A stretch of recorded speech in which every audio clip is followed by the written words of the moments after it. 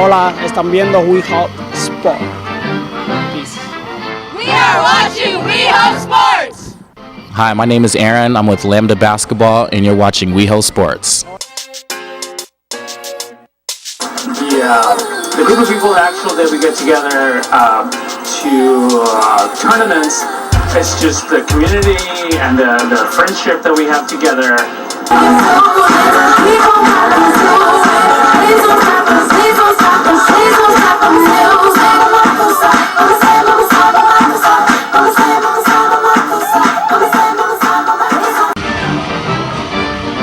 Really, that's what it is. Winning.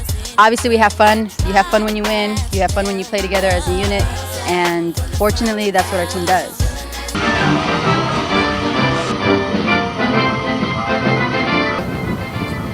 Soccer league. The Eclipse is well known around the world.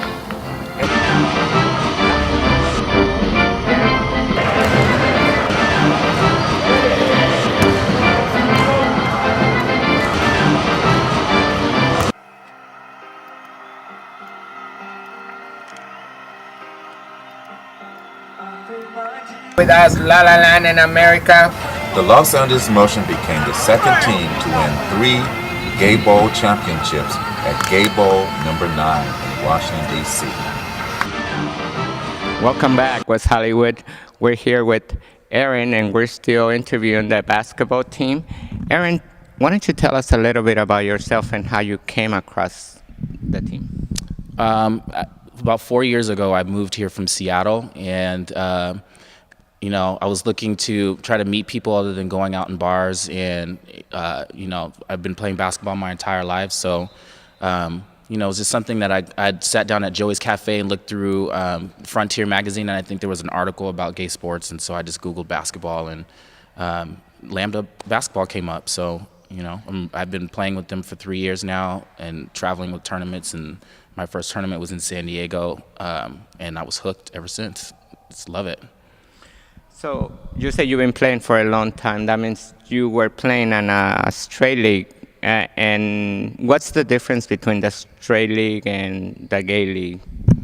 With basketball, there's always a sense of fraternity anyway. So, if anything, I could say that I'm closer with these guys, and the camaraderie between the people in Los Angeles and everyone in the country really is gigantic, and I could never have imagined being a part of a group so large and so loving and so just amazing to be around and fun. And I would say that's a huge difference. I mean, I played in high school and a little bit of AAU when I was in high school, but I was close to 3 or 4 guys, and you didn't really get to know any of the other players. So, it was a great opportunity again to meet people, and now I have friends all over the place just because playing basketball and meeting people.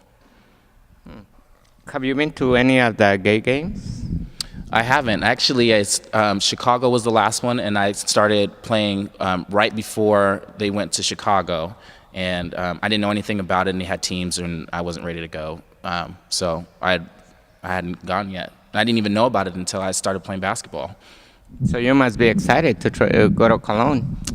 I'm elated, yeah. I mean, I've been to Europe once, and again, this is, for people of all ages to be able to go travel the world and do it in groups of, hundreds of people that is just, who wouldn't want to take a trip like that, So, yeah, I'm really excited about this trip to Germany. How many teams do you have on your league? We have, in our league in the city here, we have 6 teams, and we have 90-something players registered. We're looking to expand that. Obviously, we've been for this league this season. This is the largest we've had in a while. We normally run with 4 teams, so pretty excited about the growth potential and the gym sports bar opening up. We have a lot of new avenues of networking, and obviously, the television is going to help too. So, yeah. That's great. You mentioned gym bar, and I think that was the greatest thing that could happen to gay sports in L.A. Because we never had a bar that was just specifically for people that play sports. What would you like to say to Rick? I know he opened a bar in New York, and this is his second bar. You know, Los Angeles is supposed to be a city of, you know, huge diversity. And again, I moved here from Seattle, and they had a sports bar there, a gay sports bar. You know, you could go there and watch in Seattle, it was the Mariners or the Sonics play pool and throw darts. And there's nothing like that really here. I mean, you could play pool, but there was nothing that was focused on sports and just the gay community. So it's huge to me. I think it's amazing that we're, you know, Rick and Nick were able to come down and start this bar, because it's great for networking, to bring everybody of all sports together and to be able to share best practices and you know, just to communicate and just help each other grow. Were you surprised of how many people were out there last night on Jim's bar? I don't know if you were there. I'm not really surprised at how many people show up there, because again, it's a new venue, and again, people of LA are looking for something different. So I'm not surprised of how many people show up there every night. Well, last night they had the commission from Germany. Mm-hmm. They were there, actually even giving discounts on tickets to go to the gay games. But I keep telling everybody that they can just volunteer and come to the gay games. There's other ways that they can participate. What would you tell our viewers to get them to come and join basketball, soccer, any of our gay games? Just from the experience a little bit of experience that I have of helping organize the events and just bringing the games together for the season this year, I know personally we need help with a lot of stuff. You know, people who want to take stats and just come, just help in other ways, even if you don't play. If you know, just want to help. We do the Los Angeles Pride, we do Long Beach Pride. We've recently tagged on Sunset Junction. If you want to volunteer hours to help raise money for that, there's lots of ways. And of course now with gay games coming up, we're trying to put together whatever fundraiser. So we need so much help. So any way you want to get involved would be helpful.